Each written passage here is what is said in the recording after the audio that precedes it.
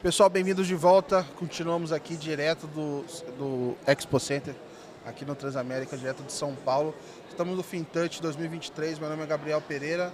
Estou junto com a Andressa Tavares. Olá, pessoal. Fazendo presença aqui, a gente da Let's Media, junto com a B Fintechs, no Fintech Fusion, a gente está fazendo a cobertura oficial do evento, trazendo para vocês as experts e os experts para falar do que eles estão discutindo no evento, das tendências de mercado e trazer um pouquinho da experiência do evento para vocês que acabaram não participando por alguma razão, trazer um pouquinho desse conteúdo para continuar a sequência de conversas que a gente está fazendo.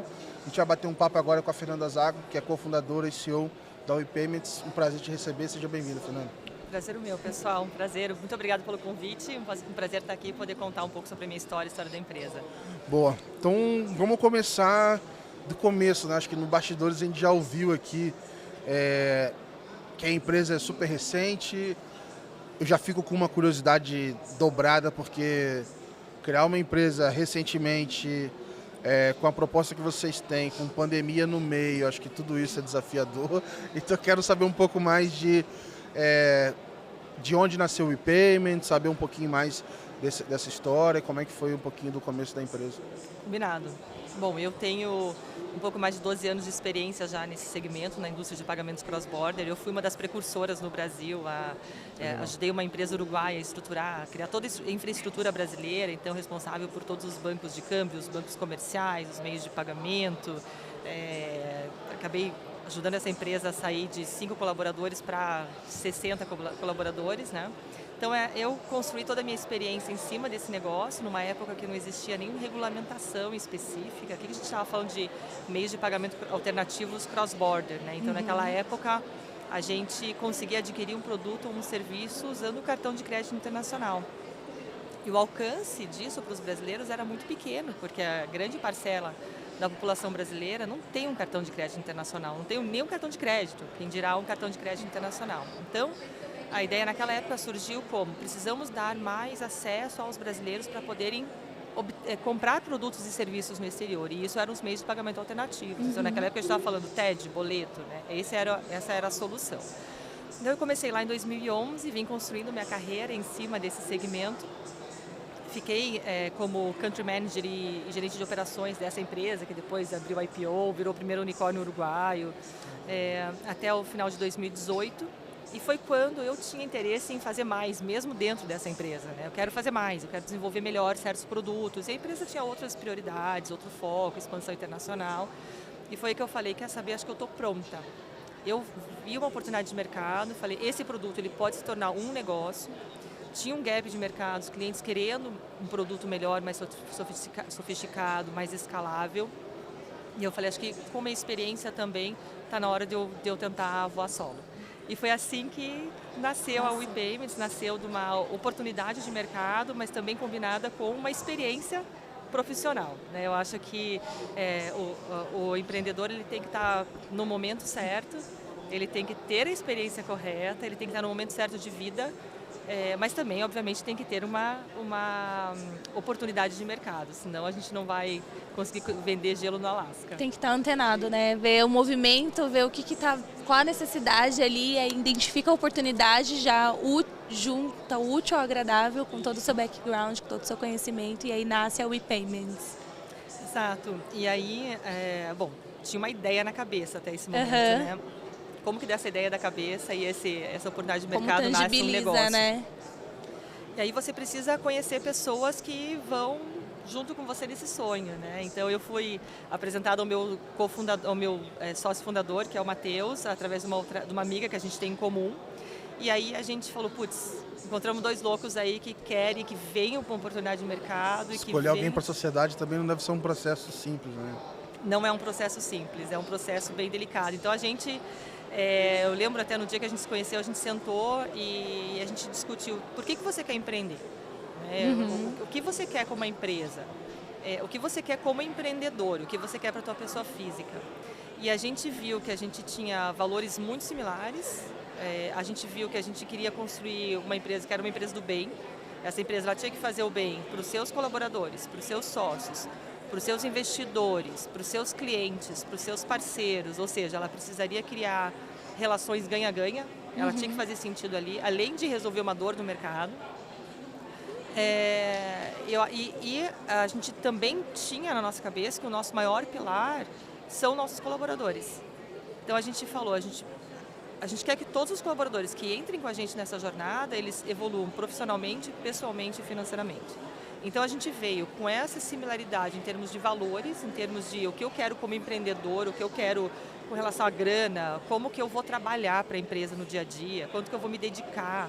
Então isso foi estabelecido numa conversa de X horas e a gente falou, puxa, temos sinergia aqui no negócio. E é óbvio, né? Fizemos as perguntas técnicas também. Ele é CTO, você como desenvolvedor, o que você já fez? Você como operações, o que você já fez? E a gente conseguiu descobrir que ali a gente tinha a capacidade de criar um negócio, porque os dois tinham engajamento, tinham experiência, tinham a dedicação que é ser necessária e a resiliência, que é extremamente importante em qualquer negócio. E aí você vai...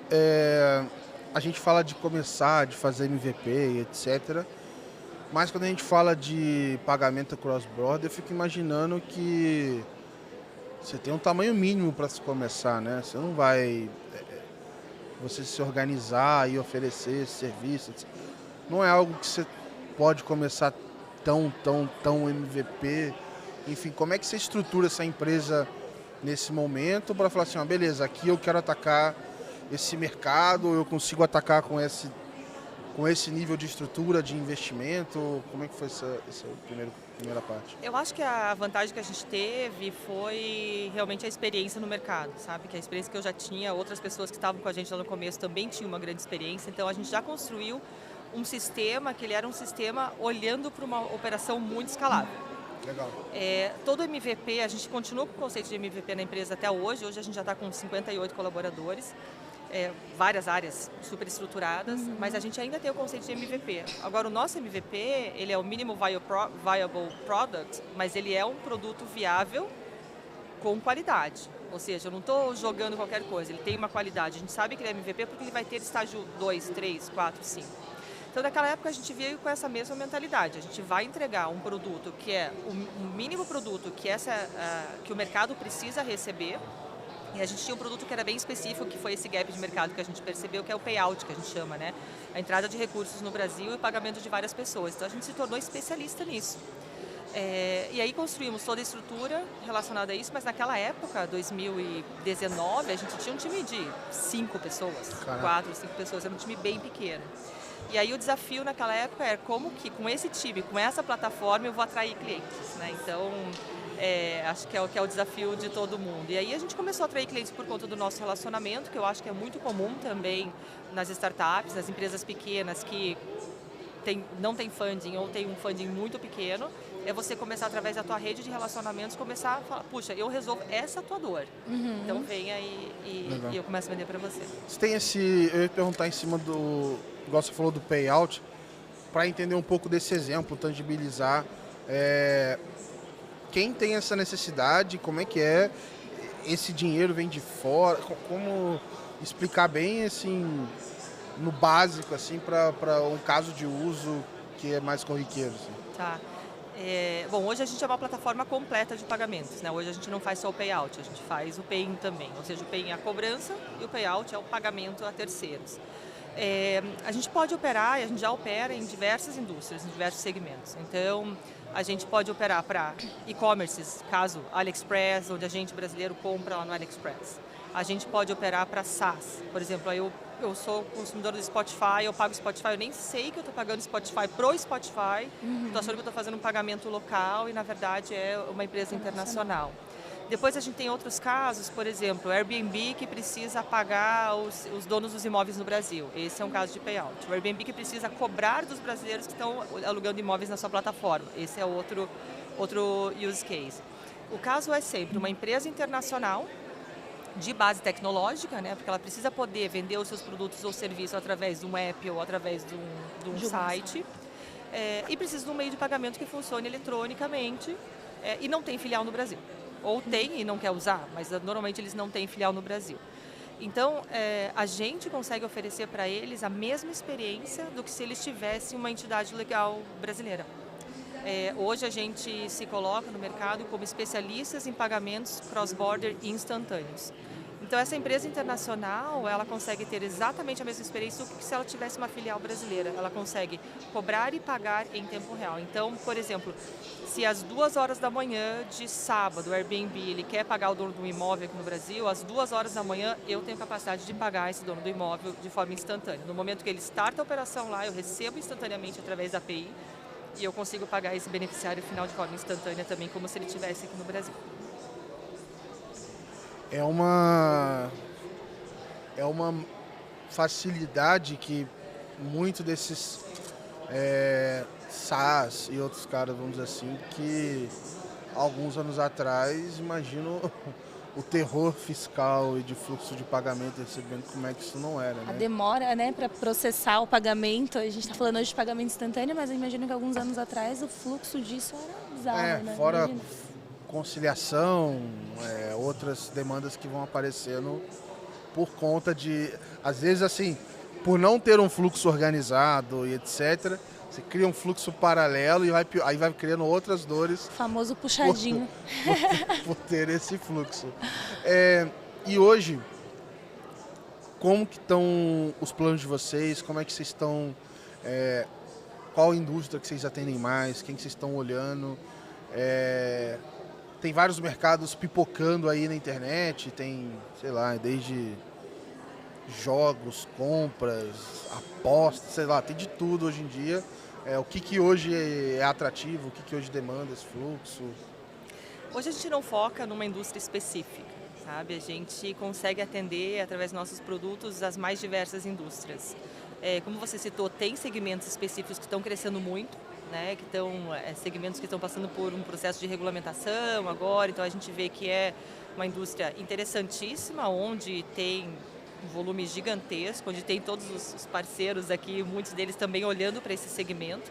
Hoje a gente não foca numa indústria específica, agora a gente tem apostado muito no desenvolvimento de produtos específicos para nos tornarmos especialistas ou pelo menos poder escalar muito mais o nosso negócio e atender clientes de segmentos específicos. O que a gente está fazendo hoje é desenvolver o nosso produto de câmbio.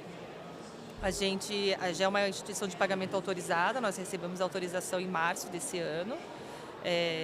Feliz pelo Banco Central ser o nosso regulador, ele dá bastante trabalho para a gente, mas por outro lado é muito melhor trabalhar num ambiente regulado, né?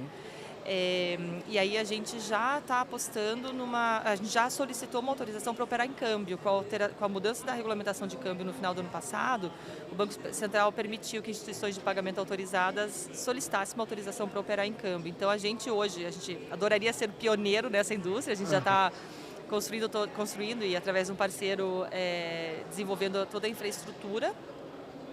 E essa seria a nossa grande novidade do nosso roadmap para comecinho do ano que vem. Poder trazer parte da operação cambial, que hoje acontece através dos nossos parceiros que estão aqui também, trazer ela para dentro de casa. Fazer isso dentro de casa e assim, é muito louco assim, você imaginar que eu fui comparando anos atrás o mercado com agora, né? Se falasse para alguém que uma estrutura com aproximadamente, não que mais ou menos, mas aproximadamente 60 pessoas fosse capaz de movimentar uma estrutura desse formato, tecnologia, de botar o câmbio dentro de casa, falar, loucura, não vai fazer. E você vê isso acontecendo, é super interessante, assim, é bem animador. Tô animado quando sair, a gente quer ficar sabendo aqui. Pode quando deixar que eu aviso vocês. Já queremos testar, né? Já queremos usar, já queremos ser clientes. Olhando assim um pouco para fora, como é que, por exemplo, e aí a curiosidade mesmo de dia a dia, de prospecção. Você falou das redes, né? Então assim, beleza, eu tenho a rede de contato e acabo tendo talvez contato mais local, sei lá. Se estiver falando do mercado internacional, mas mais remoto, etc., como é que é a abordagem, o cold call, literalmente cold, né? Porque assim, é mais distante ainda. Como é que é por uma empresa brasileira e desbravando o mercado fora? Essa é uma ótima pergunta, né? Porque a rede de relacionamentos ela funcionava lá, 2019, 2020. Depois, quando você está crescendo o teu negócio, você precisa prospectar clientes e que não estão mais na tua rede de relacionamentos, né? Então, a gente já se preocupou em estruturar uma máquina de vendas faz bastante tempo. 2020 foi o nosso primeiro teste de estruturar essa máquina de vendas. 2021 a gente conseguiu estruturar e hoje eu posso dizer que ela é uma máquina de vendas que já está bem evoluída, então em termos de processos, como que é a minha abordagem, como que eu chego nesse cliente, quem é esse cliente, quem é a persona que eu preciso falar. Ainda tem um caminho a se desenvolver, ainda tem uma evolução, que eu já consigo enxergar essa evolução, mas ela vai vir junto, obviamente, com o crescimento do negócio. A gente deve conseguir colocar em prática já no ano que vem. Mas eu posso te dizer que esse é um dos maiores desafios do nosso negócio, que é quando a gente olha para os nossos competidores, que já são empresas muito maiores, eu sempre falo, é Pareto, né, 80-20. Então, 20% dos clientes que trazem 80% do resultado. É assim, e vai ser assim em todos os lugares. Agora, esses 20% de clientes, eles estão processando com vários processadores, né? Então, o desafio aqui é, quem vai ser esse meu cliente? Hoje eu não quero competir pelos mesmos clientes. Hoje eu prospecto clientes de menor porte, já para não entrar no mesmo jogo dos grandes processadores, né? E é a nossa estratégia de negócio. Mas como que você consegue atrair esses clientes e como que você consegue falar, eu tenho diferencial e sou eu que vou ser a tua processadora aqui no Brasil? Porque esses 20% são os mesmos clientes ao redor do mundo, né? Então, esse é o grande desafio do negócio. É como que você chega nos clientes, como que você atrai esses clientes. Legal. Infelizmente, o nosso tempo está acabando, mas eu adoraria ter explorado Muitas mais coisas. questões, principalmente que aqui a gente passou por cima, né? Parece que foi tranquilo, não deu nenhum estresse, construir empresa. Parece que a gente não passou por dentro dos perrengues. Nem teve problemas, né? Nem teve pandemia. Eu adoraria, mas o nosso tempo tá acabando. Queria te agradecer, Fernanda, pelo tempo, pela participação aqui. Muito obrigado. E a gente fica ansioso aí pelas novidades aí, pelas próximas notícias. Obrigada a vocês pelo convite. Foi um prazer, pessoal. Valeu, Obrigada, pessoal. Pedro. E acompanhem que a gente vai soltar o próximo episódio. Um abraço.